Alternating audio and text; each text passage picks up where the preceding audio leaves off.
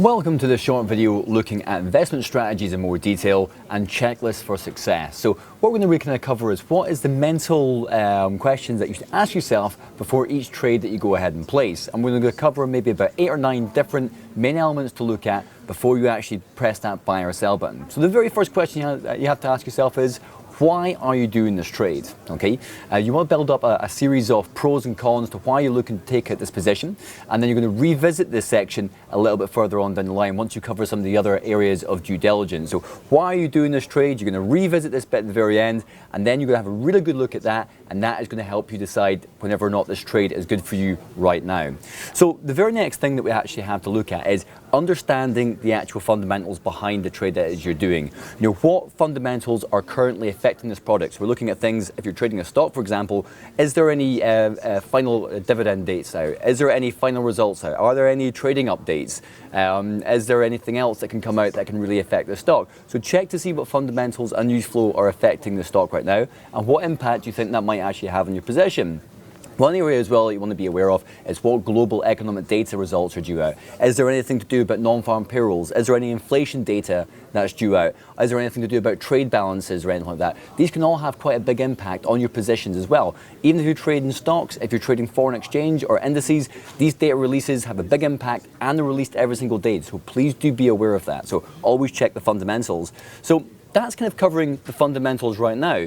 But for you guys at home, one of the things that you really want to get to grips with as well is what future fundamentals are also due out.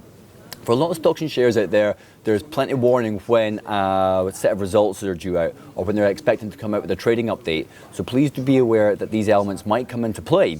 Also, global economic data, we talked about that just a second ago.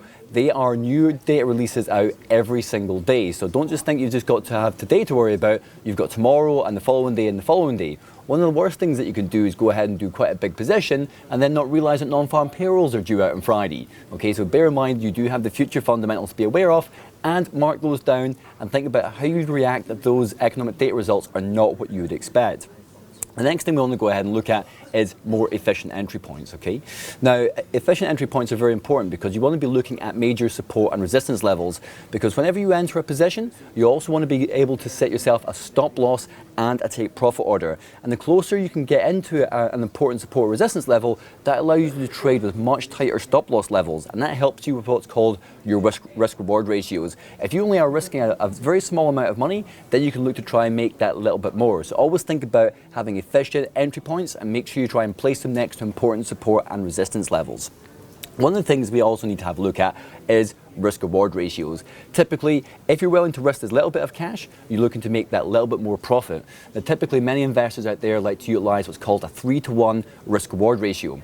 For example, if you're going to risk £1,000 in a position, that means potentially you want to set a profit target at £3,000 higher. So you're risking 1,000 to make 3,000. So you always want to think about your exit strategies if your position goes against you, and your exit strategies if your positions go into your favor. Don't automatically assume that you're always going to make money in every single position. It's very, very beneficial to have those exit strategies in place. So that gives you a bit of a flavor of what to go ahead and expect.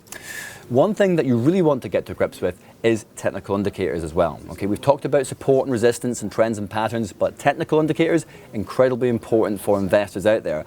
You guys at home should be very well aware of what a moving average is. I want you guys to look at 21 and the 55-day moving average. I want you to look at the MACD, the RSI, and the slow stochastics, and if you're ready for it as well, overlay a Fibonacci retracement over your position, and this will actually help you build up a lot of evidence to back up your view. What you're looking for is for there to be a bias towards your way of thinking. If you've got a lot of conflicting indicators there, you might still consider to do the trade, but you might trade a slightly smaller size. So remember, you're building up evidence of your view. Does it all back up your view, and will it help you be more successful? Okay, so if you're not quite so sure about some of the technical indicators, do make sure you look at the technical piece in the education section. The next area that we're going to cover is historical evidence. Is there statistical evidence to back up your view?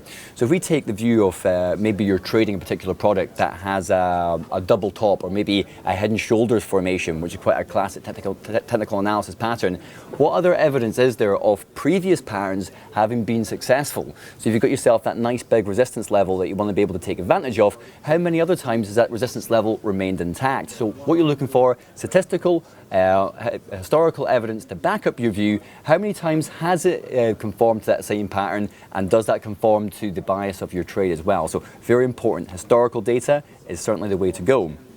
If we have a look at correlations next, and this is quite important. Let's just say that you guys are trading on a mining stock, for example, okay, and you decide you want to take out a position. What you also want to have a look at is the exchange that that stock is trading on. Say, for example, if you're trading a UK mining stock, you might want to have a look at the UK 100 index. Is that also trending in the same direction as you expect your trade to go?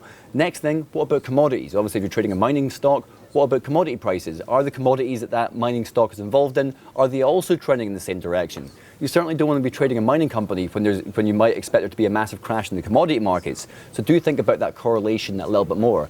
And one thing to think about as well is negative correlations. For example, if you're trading an airline stock, remember that an airline stock has got a negative correlation in regards to the price of crude oil. Obviously, planes need oil to fly. If oil prices are skyrocketing, that affects an airline's bottom line. Obviously, if crude oil prices are dropping down, that makes it a lot cheaper for airlines to fly. So always think about correlations and try and think about the bigger picture as well. The next area to look at is in regards to kind of downside risk. What percentage of your capital are you risking on this position, and can you justify this? Okay, so if you've only got, like, say, if you've got £1,000 in your account and you're risking £800 in one position, some people might say that that's a slight overuse of capital on there. You're risking too much and you're not opening yourself up to be able to get advantage of any future trading opportunities. So don't invest all your money right away, and certainly don't go ahead and risk all your money in one massive position. It's massively important that you guys get to grips with that. One thing as well, try not to trade multiple positions that are all positively correlated. For example, don't go trading 5 mining stocks or 5 gold stocks, because if there's a drop in one of them, it impacts all of them. So do always think a little bit about that diversification as well. Make sure you trade products that are not positively correlated together, and that can help minimize your downside risk. The next area to look at is in regards to overfinancing. What is the margin required for your particular position, and what percentage of this does this represent to your total capital? Because one of the things you don't want to go ahead and do is over-finance yourself, because if there is maybe an unexpected market movement against you, it might have quite big ramifications for your trading account. Just remember, when you are using financing, it is an incredibly useful tool, and it does help you take advantage of trading opportunities out there and give you the best use of your capital. But just remember that it magnifies your profits, but it also magnifies your losses. So make sure that you're always getting to grips with that as well. Always make sure you've got enough equity left over to be able to take advantage of other future trading opportunities as well. Okay, one of the last things you want to think about now are you confident about your trade? And we mentioned before, why are you doing this trade? You want to get your advantages and your disadvantages marked down. If you follow this kind of set of criteria of questions that we've kind of covered in this actual sort of session there as well, you should have a pretty good idea about now whenever or not you should be going ahead to do this trade. What are your main arguments? Why are you doing it? Have you checked the fundamentals? What are the future fundamentals? Have you checked the technicals? Have you checked the technical indicators? How much risk are you involved? How much margin are you using? And are you feeling quite confident? If the answer is yes, you should certainly go ahead and do the trade. If you've got lingering doubts or questions, perhaps still consider doing a trade, but bring your the size of your position down that little bit. Or of course, you can consider not doing the trade at all and look for the next opportunity. But this is just to give you a little bit of an idea of the kind of the checklist of questions that many investors out there go ahead and choose. If you guys decided to follow this at home, I think it would help you a lot with your future investing. I hope you enjoyed it, and thanks for listening.